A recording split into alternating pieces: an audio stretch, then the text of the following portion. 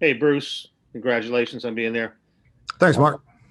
I just had a question on Scotty Miller and just what makes him so deceptive. Why do DBs not seem to realize his speed when there's so much film to watch? And can you just kind of take us back to that? Obviously that pivotal catch in the championship game at the end of the half. Yeah, I'm not sure why guys continue to sit on him. I think that situation, they may have thought we were playing for a field goal and trying to get a shorter pass in. But no, he's after 20 weeks, you would think there would be some respect about his speed, and I'm sure there will be Sunday. Next, we'll go to Mike Jones. Hey, Bruce, how would you describe Jason Pierre-Paul, his role as a leader on the field as a player, and just everything he's been through as an example for his teammates? Yeah, perseverance. I mean, the guy's the epitome of perseverance for all the things that, the car wreck and the fireworks. But JPP he plays with a heart that's big as a lion and high energy. Guys just love playing with him. When he speaks, they listen. He doesn't speak a lot because he lets his play do his talking. But when he speaks, everybody listens. Next, we'll go to Heather with NFL International. Hi, Bruce. Congratulations on the Super Bowl. Thank you, Heather. We had a talk to Tyrann Mathieu the other day, and he had nothing but great things to say about you. And also credits not only you, but your wife for being there for him, not only, on the field, but you guys helped him a lot off the field during your time in Arizona. Can you please just touch base on your relationship with Tyrann and how special he is as a person? And also, have you guys had a chance to talk at all? We have not. I saw him, in pregame warmups the last time we played him, and my favorite draft choice of all time. And I just love him, his passion for football. But I am so proud of the man that he has become. He's a great football player, but he's a better man. Thank you. Next, we'll go to Chris Murray.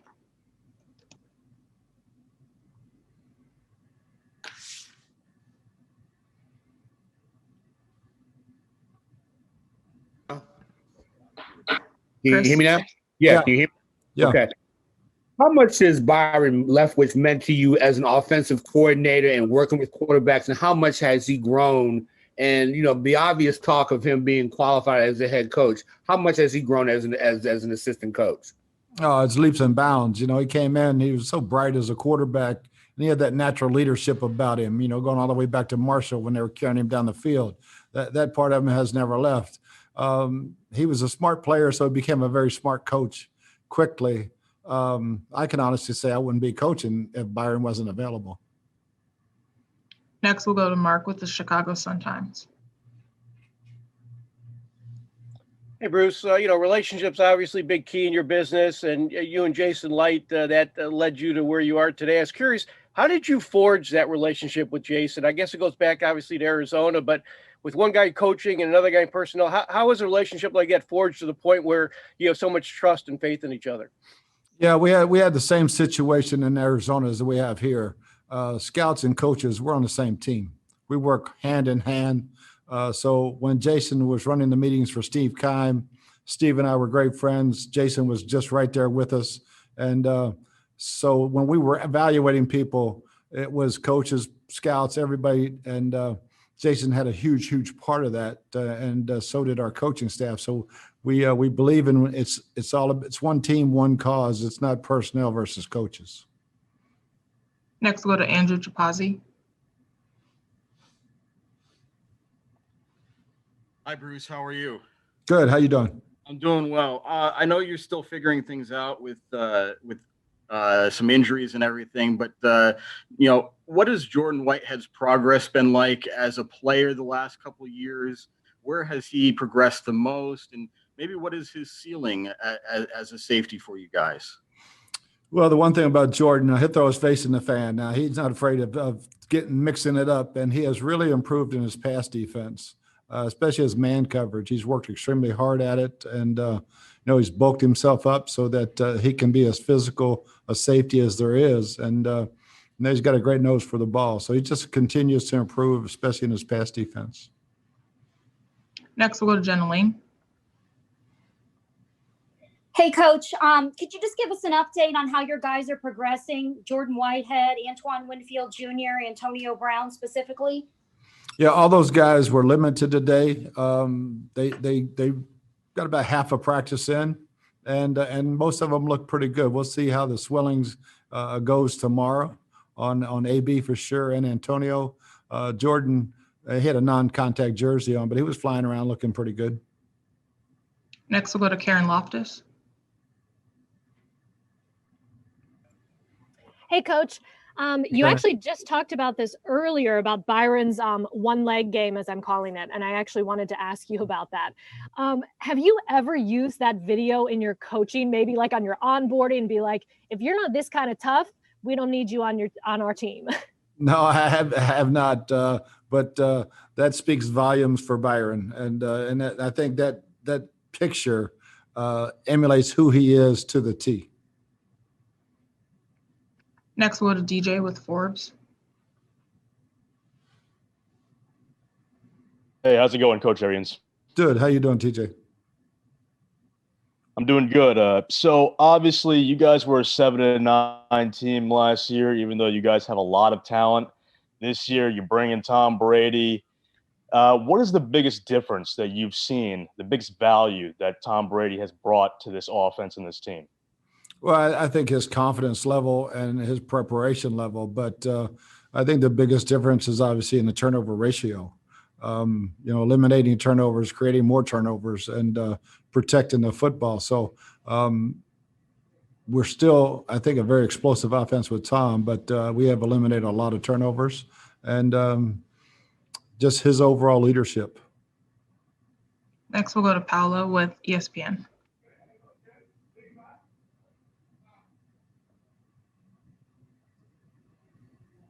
Can you hear me, Coach? Yes.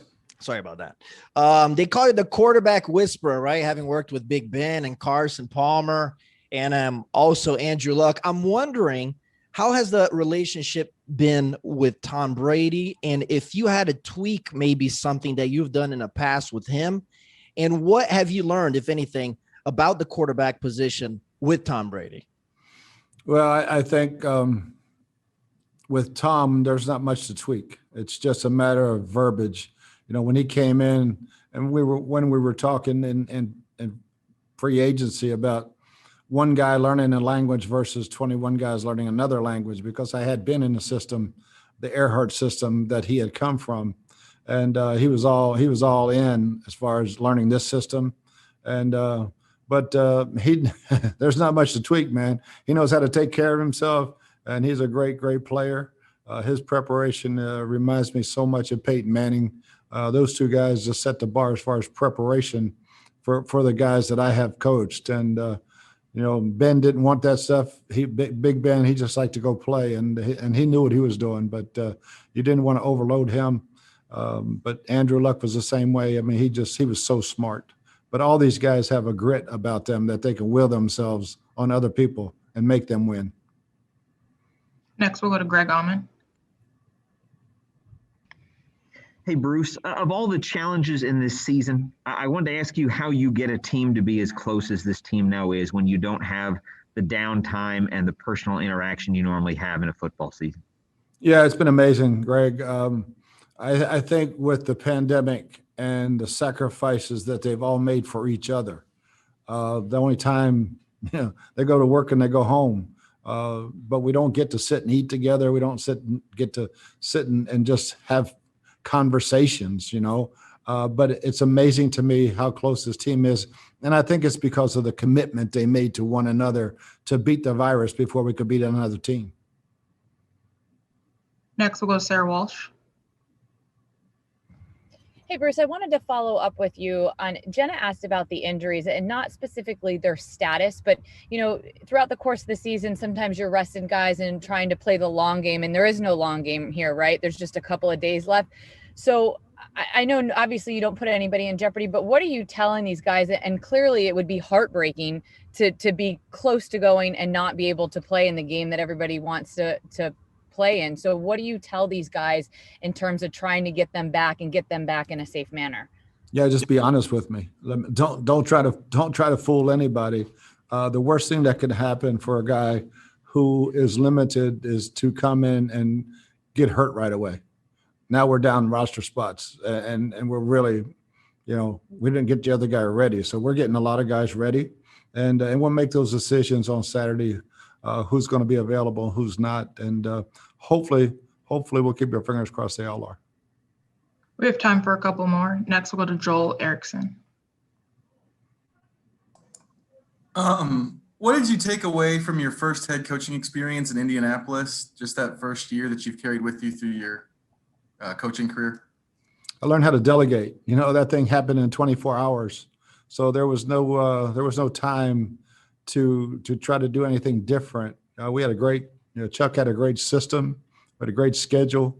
I was just, hey man, everybody do your job. I'll decide if we're going to go for it on fourth down, and I don't give speeches. So I talked a little bit on Saturday nights, but hey, just do your job. And I realized two things: I could call plays and be a head coach, but I learned to delegate, and that was even more important. Next, we'll go to Nick Jacobs. Bruce, when you're watching Patrick Mahomes, what stands out to you about him skill set wise and what he's able to do on the field? I guess really, great question, but it's probably better the other way. What doesn't surprise you? He can do anything. He can do anything and everything. When he backpedals, there is no pocket because he just keeps backpedaling, and no one in the league, any league, can stop and throw that ball, or you keep backpedaling and throw that ball as accurately down the field as far as he can. So he is a very, very unique player. Next, we'll go to Kim Jones. Hey, Bruce, I wanted to ask you a question about Jason, if I could. The Giants traded him to the Bucs for not a whole lot in return, essentially a third-round pick, I believe, in an exchange of fourth-round picks. Are you a believer that Jason flourished in a new environment, or did you guys unlock something in him that hadn't been unlocked in a while? What are your thoughts on a player doing so well with you when the team that drafted him was so willing to discard him? Yeah, I thought he was playing well there, but he has just done everything he can to become an outside linebacker. He's played, he's been a defensive end most of his career, but I think the two best plays he's made all year are two interceptions. The hell with the sacks. Those two interceptions are still amazing to me. Dropping in, reading that screen against the Rams and dropping in coverage against the Panthers, and that smile on his face when he held onto the ball and had that interception. But he is playing lights out. And I expect a great game out of him. Next, we'll go to Joe Rudder. Yeah, Bruce. I just wondered, you had Alan Faneca in Pittsburgh. What did you see about him that made you think that this guy's, on his way to having a Hall of Fame career, and do you think it's time he gets in? Definitely time he gets in. I've never seen an interior lineman who could dominate games. Red was, he was the best point of attack blocker, but he out in space, he was like a running back, the best pulling guard I've ever been around. And best overall interior lineman I've ever coached, and it's way overdue. He's a very special player. The Steelers were known to run that football, and it was always usually behind Alan Faneca. Last question will come from Steve Isbitz. Coach, you said recently that defensive back is not generally a position that wants to play hurt, and can you talk about what Carlton Davis has gone through this year, maybe some stuff behind the scenes that we haven't seen for him to put out the season that he's had? Yeah, I think Carlton, he had that hip and groin injury. For a DB not to be able to turn his hips is extremely hard. He fought through it, missed a game, I think, and then he's been as consistent a player. Yeah, he had a tough time at Tyreek Hill, but everybody does, and I'm going to take the blame for that one, not him, but putting him in that situation. But he's had a great year, and he's toughened up and really grown as a player and a leader.